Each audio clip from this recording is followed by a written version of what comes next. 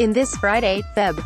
23, 2018, photo, American freestyle skier Gus Kenworthy left, and his boyfriend Matthew Wilkas watch dogs in cages at a dog meat farm in Sihyeong, South Korea.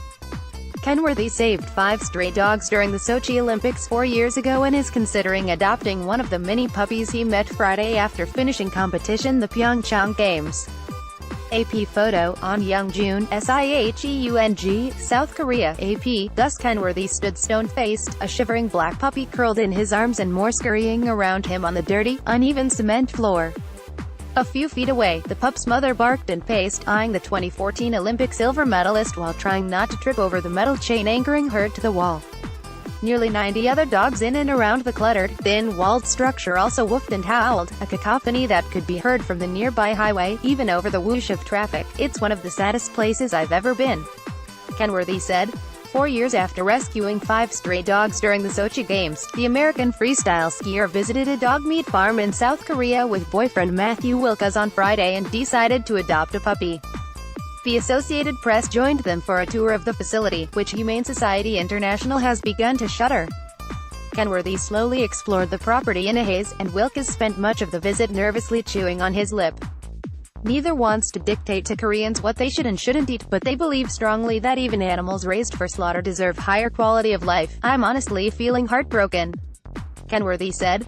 The farm is situated less than 100 yards off a busy road, about a 45-minute drive from downtown Seoul. Puppies and their mothers are living inside a narrow plant house, surrounded by rusty pipes, grimy ceramic pots and old mattresses. Outside, many dogs pulled hard on their chains, creating muddy semicircles in the snow beneath their feet.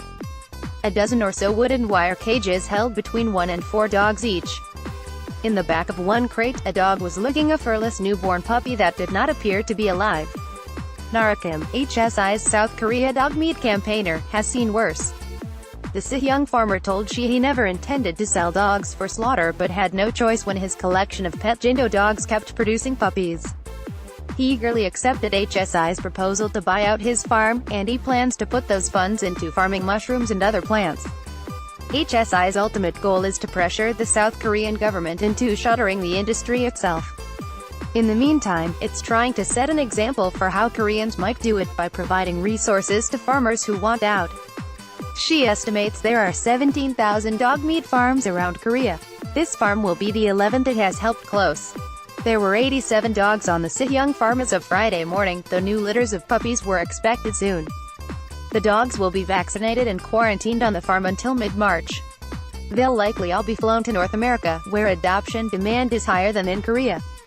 Shelters around Seoul are already overcrowded, Kim said, in part because of the Korean belief that meat dogs and pet dogs are inherently different. At least 2 million dogs are slaughtered and eaten each year in Korea. The practice is thousands of years old, though dog meat has waned in popularity and most in the country don't do it regularly. While many older Koreans believe dog meat aids virility, younger citizens generally are either against the practice or indifferent to it.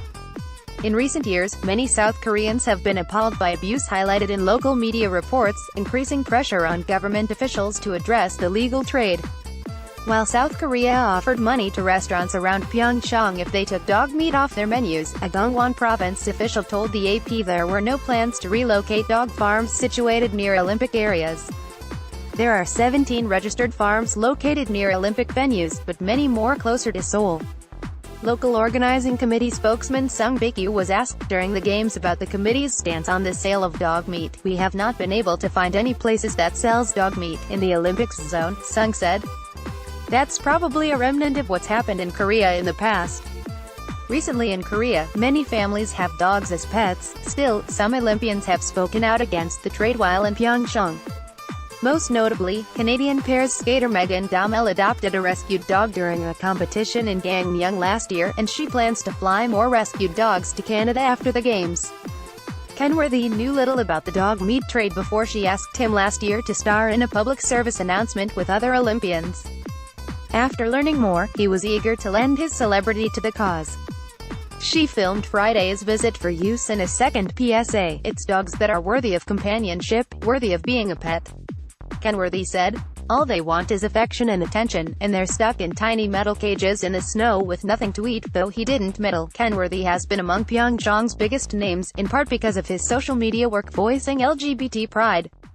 Before he came out as gay in